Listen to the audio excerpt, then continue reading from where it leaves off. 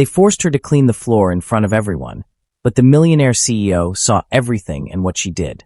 Her hands trembled as she knelt, the bucket of cold, soapy water beside her, the rough bristles of the brush digging into her palm. The marble floor gleamed under the chandelier's harsh light, every smear and streak magnified by the sneering eyes around her. Whispers coiled like snakes through the air, ridicule, pity, contempt. A few smartphones were raised, capturing her humiliation for their private group chats. Elena swallowed against the tightness in her throat. She would not cry. She would not give them the satisfaction.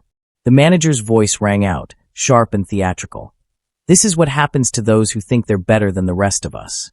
Consider this a lesson in humility. She scrubbed harder, feeling the sting of the chemical-laden water on her raw knuckles. A small pool of tears gathered on the polished floor despite her determination. Somewhere behind her, a door opened. The hush that fell was so sudden she almost thought she'd gone deaf. Someone was watching. She felt the weight of his gaze before she saw his shoes, hand-stitched Italian leather, incongruous among the scuffed sneakers and cheap loafers. Slowly, she lifted her eyes up the impeccable lines of his tailored suit, the dark overcoat, the watch that gleamed with understated power. When her gaze reached his face, her heart contracted. Victor Harlan, CEO, billionaire investor. The man whose signature could build empires or raise them to ash. He did not look at the manager or the onlookers. He looked only at Elena, as if no one else existed. What is going on here? His voice was low, but it carried, slicing through the room's pretenses. The manager stepped forward, flustered but determined to salvage her authority. Sir, she disrespected the senior staff and refused to apologize. We decided she needed to learn her place. A flicker of something, disgust maybe, crossed Victor's face. Learn her place, he repeated softly, as though tasting the words and finding them rancid. His eyes returned to Elena, and she felt something shift inside her. A recognition, a silent acknowledgement she could not name. He extended his hand, slowly, deliberately, as though the gesture was an unbreakable promise. Get up. Her breath caught. No one moved. No one spoke. She hesitated, the brush still clutched in her hand, her knuckles white. For a heartbeat, she thought she might collapse under the strain of so many eyes, of her own shame. But then she saw the way he looked at her. Not with pity, but with something dangerously close to respect. She set the brush aside and reached for his hand. He pulled her up, steadying her when her legs threatened to buckle. Her apron was soaked, her hair escaping its tie to cling damply to her cheeks. She felt every heartbeat like a drum in her throat. Miss Carter, Victor said calmly, his hand still enclosing hers. You are coming with me. Sir, the manager stammered, her face paling. You can't simply. I can, he interrupted without raising his voice. And I will. With his free hand, he reached into his coat and drew out a slim leather wallet. He retrieved a card, black, embossed with platinum script, and placed it in Elena's trembling palm. You will report to my office at 8 o'clock tomorrow morning. He looked over the crowd, his gaze so cold that the room seemed to shrink from it. If anyone here has a problem with that, I suggest you consider how easily your positions can be replaced. No one dared reply. Victor turned back to Elena. His eyes were softer now, though the intensity remained. Do you understand? Yes, she whispered. He inclined his head, a final nod that somehow felt like a benediction. Good. When he released her hand, her skin tingled as though it had been marked. He walked past the gawking onlookers, the crowd parting instinctively, and paused at the threshold of the lobby. He looked back just once. Elena, he said quietly, as though testing her name on his tongue. You don't belong here. Then he was gone, leaving behind a silence that pressed down like a storm about to break. She stared at the doorway long after he disappeared, the black card clutched to her chest, the weight of it heavier than any bucket or brush she had ever held. Somewhere deep inside her, something long buried began to unfurl, like a spark catching on dry tinder. Her fingers closed tighter around the card, as if it might vanish if she loosened her grip. The crowd began to disperse, their curiosity giving way to unease, because no one wanted to be caught staring when Victor Harlan had just declared that he could replace them all.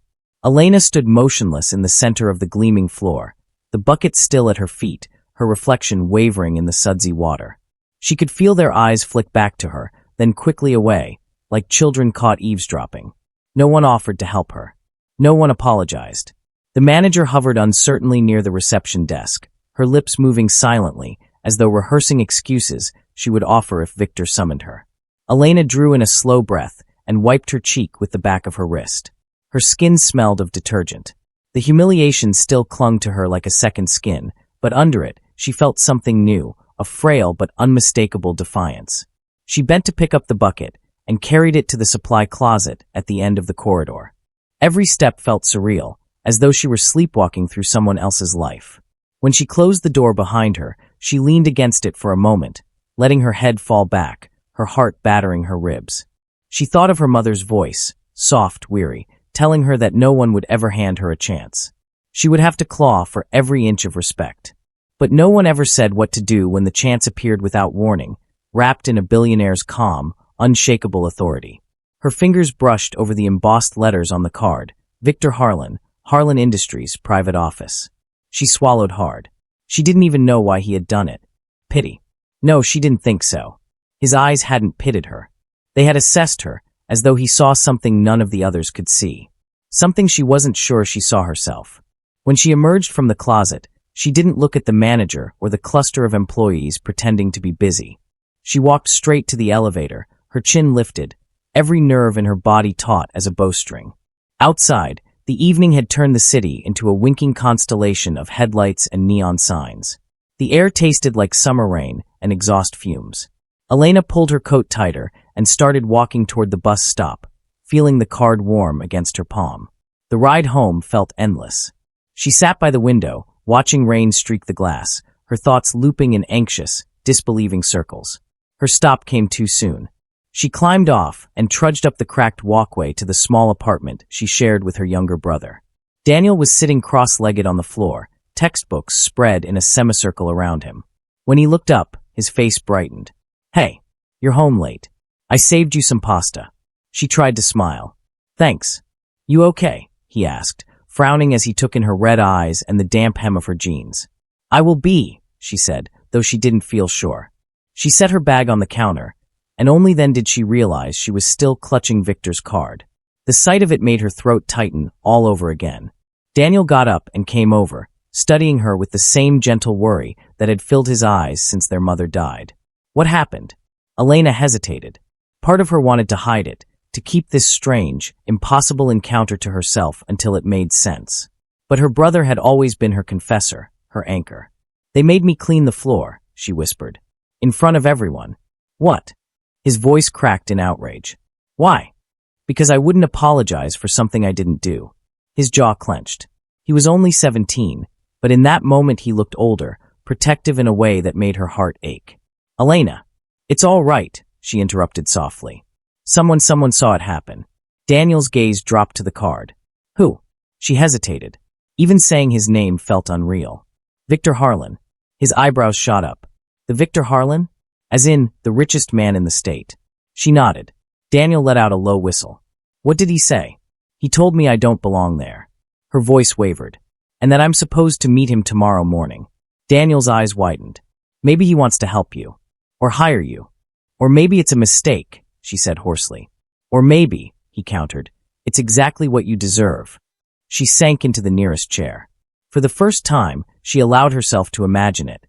Waking up tomorrow and not putting on that stained uniform, not bowing her head to people who thought her dignity was disposable. She didn't let herself dream often. It hurt too much when reality closed in again.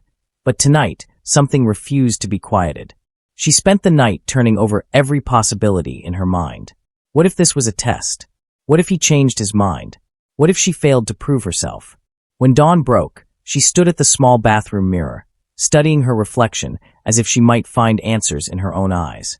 She put on her best blouse, the one she saved for interviews, and smoothed her hair back into a neat bun.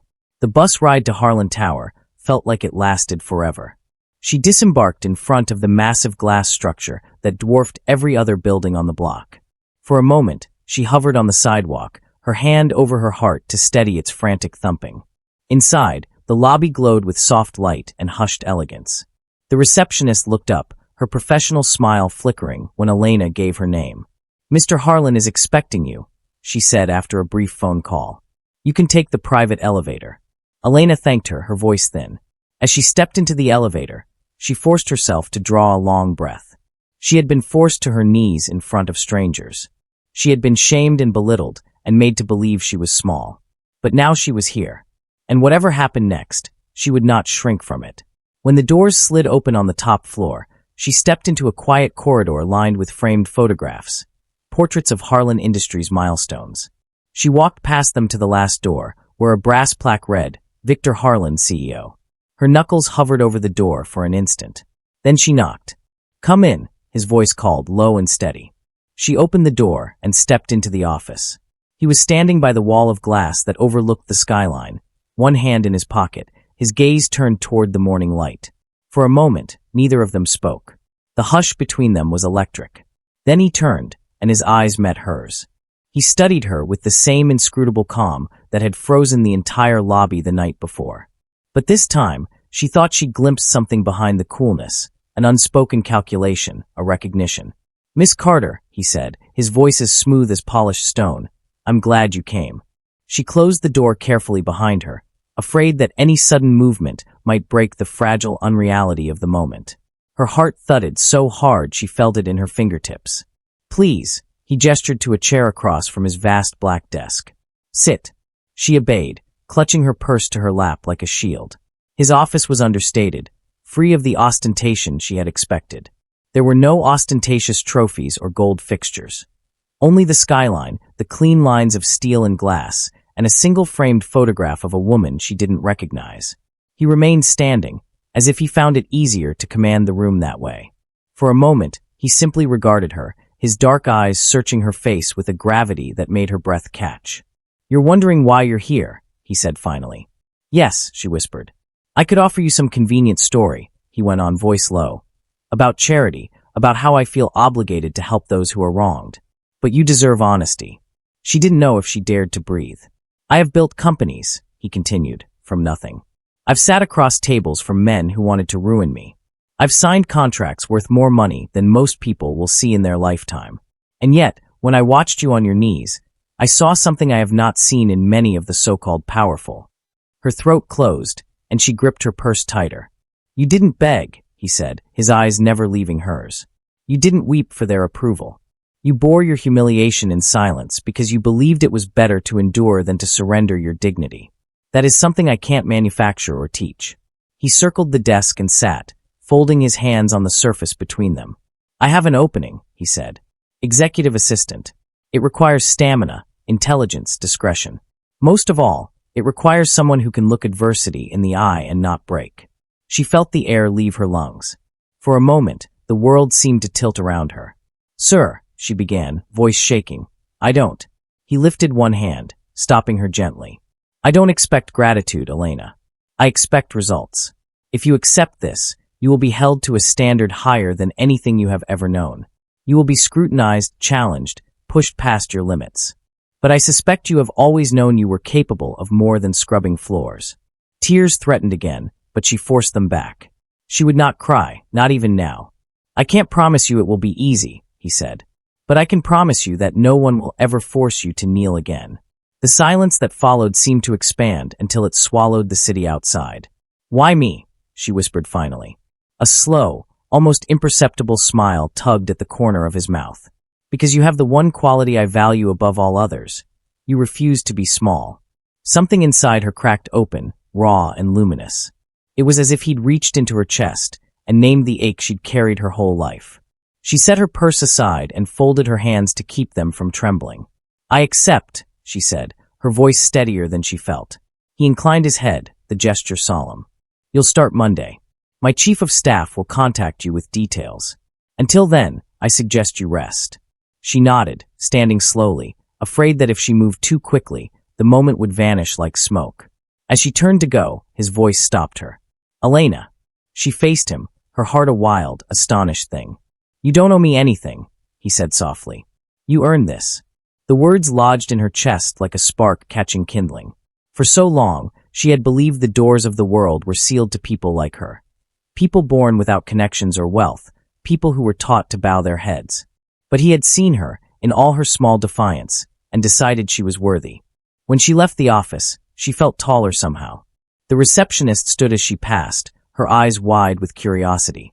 Elena simply nodded, and stepped into the elevator, the hush following her like a blessing.